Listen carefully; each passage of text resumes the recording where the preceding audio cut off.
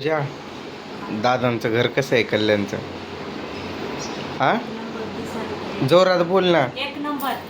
कुठं हे दादांचं कल्याणचं घर आहे बरं का. आम्ही आता काढणार होते आज. तुलाही काढते, 3 महिन्यात ना आज एकदा काढणार. लय काढणार आहे आता. गप आहे बाई. तर आत्ताच आम्ही आलो कल्याणला. हे दादांचं घर कल्याणचं आहे. सध्या इथं आम्ही देवारा बघा त्यांचा खूप म्हणजे खूप जीव लावतात. तो एवढा मान दिला ना की बासच. आणि आम्हा दोघाला तर लग्नात लय मोठा मान भेटला. तो म्हणजे कोणता ग? नवरी मुलगीचे. मामा मामी. हा, नवरी मुलीचे आम्ही मामा मामी म्हणून आम्हाला मान भेटलं. एवढं भारी वाटलं ना, एकदम झकास. अगं ते येताना साडी दिलेलं वहिनीने ते सीटवर ठेवलं होतं मी कॅरी बॅग. ते तिथं आहे ना त्यामध्ये. परत जाताना काढ. काय झालं आहे, आम्ही इकडं आलो आहे आता. घरी जायचं आहे ना आज. त्यासाठी दादांचा मुलगा आणि आम्ही एवढे जणं आम्ही इथपर्यंत कल्याणला आता आलो आहे. भैया गेला आहे, तो काय तर लेकरांना खायला वगैरे घेऊन येतो म्हणून. आणि रात्रीचं जेवणाची पण काहीतरी सोय करू म्हणून. ही म्हणते मी बनवते म्हणून, पण तो म्हणतोय नको उगाच त्रास, असं बाहेरूनच आणतो रेडीमेड. तुम्हाला नको त्रास, नको त्रास. तुला त्रास होणार होता? नाही, मग मी बोलले की बाया मला चपातीचं पीठ आणून दे, मी बनवते. तो म्हणला नको वहिनी त्रास, मी आराम करा थोडं, काम करायचं. मग त्यामुळं बघा किती त्यांचं आमच्यावरती प्रेम आहे, किती विश्वास आहे. दादांनी लग्नात आता लग्न कार्य होतं, दादांमागं किती धावपळ असायला हवी, पण दादांनी प्रत्येक सेकंद मला त्यांच्या नजरेसमोर ठेवलं. 1 मिनटं तर सोडलं का गं.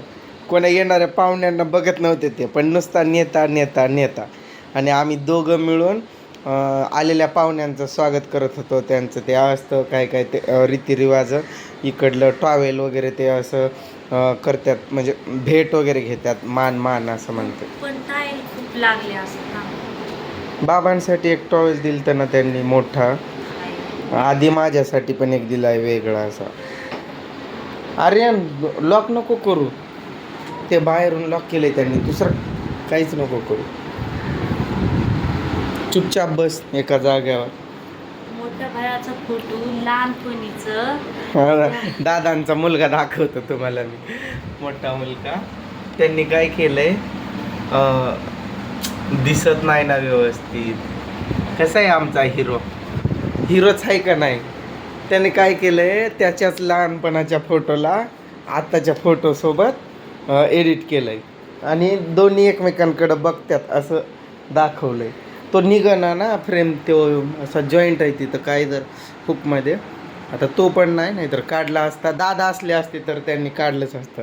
लय रडले पोरं, पण ज्यावेळेस आम्ही तिथून निघायला लागलो तेव्हा काका काका करून ही तर रडून रडून झोपलीच. आणि यांना उलटी होऊ नये आज गाडीत म्हणून यांना सुलटी गोळी दिली. गोळीचं नाव सुलटी होतं त्या. ते आहे का गं तुझ्याजवळ कागद? बघ बरं त्यावर. तुम्हाला खरं मला आश्चर्यच वाटायले उलटीची गोळीला सुलटी नाव बघून. हे बघा याच्यावर नाव, हे ग सुलटी टॅबलेट, म्हणजे प्रवासात उलटी होऊ नये म्हणून सुलटी टॅबलेट. लय हसलोय मी या नावावर. मन लागा ना आमचं. मन लागते का ग? कर्मच ना. ते अजून थांबाच करत होते. म्हणलं नाही जावं तर लागणारच आहे, आज नाही तर उद्या पण जायचं आहेच. म्हणून आम्ही म्हणलं नको जातो म्हणलो. आणि रिझर्वेशन पण आहे ना, तिकीट पण आहे. अरे बोट तोंडातलं बोट काढ बाहेर. कर्मच नाही इथं असं मला वाटतं. आता मी कधी पण येतो इथं तर दादा माझ्या सोबतच असतात. मला असं वाटतंय दादा आत्ता पण माझ्या सोबतच आहे इथं. का असं मनच लागना बिलकुल. लग्नात त्यांनी मला 1 मिनटं त्यांच्या नजरेसमोरून लांब होऊ दिलं नाही. म्हणजे किती त्यांचं माझ्यावरती जीव आहे बाबा. की आलेले पाहुणे त्यांना एवढे महत्त्वाचे नव्हते, पण मी महत्त्वाचा होतो असं.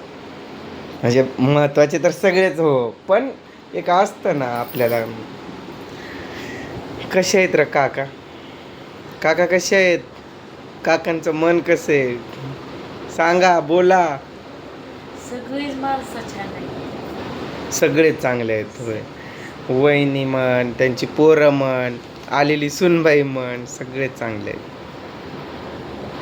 ती आलेली खूप- सुनबाईचा पण स्वभाव खूप चांगला आहे ना. खूप भारी बोलते. हिला नुसतं सोडतच नव्हती, हिला चिडवायची. काय वाजतंय ग मध्ये? नळ चालू ठेवलाय की काय? रोहन पाय खाली सोडून नीट बस. तो व्हिडिओत दिसतोय ना, मग तू कसा बसलाय याचा तुला भान नको. पाणी नव्हतं. आता पाणी आलं काय त्या नळाला? तर काय तर अडकला असेल ग कचरा. नाही चालू करायला वाटतं. हा नाही, टाकीत पाणी आहे ना. टाकीत पाणी नसलं असतं तर तिथं बेसिनला पाणी कसं येईल? फक्त त्याच नळाला येत नव्हतं ना. काय तेवढं आपल्याला काय माहिती. 8 वाजता निघू इथून, म्हणजे तिथं जायला आपल्याला 8:30 पावणे 9 होत्यात. आणि 8:30 पावणे 9 नंतर मग ते सगळं बघाया कराया, कुठं आपला डब्बा येईल काय हे तिकडं असं निघूपर्यंत होऊन जातं टाईम, वेळ निघून जाते. लय उशिरा निघलो की धावपळ होईल. सध्याला मला असं रडू वाटायला आहे ना, जोरात ओरडून. मला दादाची लय म्हणजे लय आठवण यायली. 4 दिवस आम्ही एकमेकांसोबतच आहे, 1 सेकंद आम्ही वेगळं नाही व्हायला. कुठं काय थोडंसं शॉपिंग करायचं म्हणलं तरी पण दादा म्हणायचे चल नेता नेता म्हणून हाकच द्यायचे, आणि उठालो की निघालोच आम्ही. ते तुझं दागदागिनं पण काढून जाताना पर्समध्ये टाक, किंवा मोठ्या पिशवीत टाक, असं गळ्यात नको ठेवूस. तिथं आता मी बघितलेलं ना, कुठं तर चोरी झाली आहे म्हणून. आधीच तर आज दादा पण नाही आपल्याला बसवायला ट्रेनमध्ये.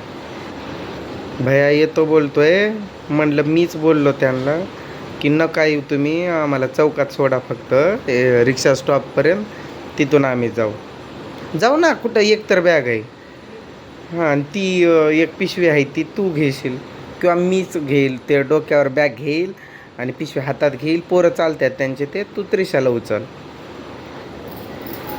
पण ती कसं बनवली असेल काय ग ते देवारा होय ते असं. अगं दादांना लय डोकं आहे, इंजिनियरला देखील डोकं नसेल एवढं डोकं आहे त्यांना. काय काय घरात कसं बनवलं आहे तिथं, वाड्याच्या घरात कसं आहे वाड्याचा बंगला, नुसता स्वर्गासारखा दिसतो की नाही? मला किचन दार वाजतो. नाही, जिन्यावरून कोणतरी चाललंय त्याचे पाय वाजतात, दार कशाला वाजेल? समज भैयानं वाजवलंच तर बेल देईल ना तो, दार कशाला ठोकेल? करमतच नाही आहे ना बिलकुल. लय आठवण यायली मला तर. तिथून निघताना मला एवढं जोरात रडू आलेलं. म्हणलं आता तिथं नवीन सुनबाई पण आहे, दादा पण लगेच भावूक होत्यात, म्हणजे असं त्यांना पण लगेच त्यांचं पण मन असं हळू आहे ना.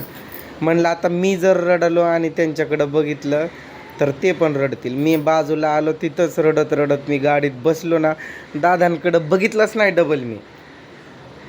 मी चुपच असाच बसू. दादांना पण उदास वाटतच असेल, सगळ्यांनाच वाटत असेल. तिथं अख्खा गावाला ही सगळ्यांची फेवरेट झाली ती तिथं.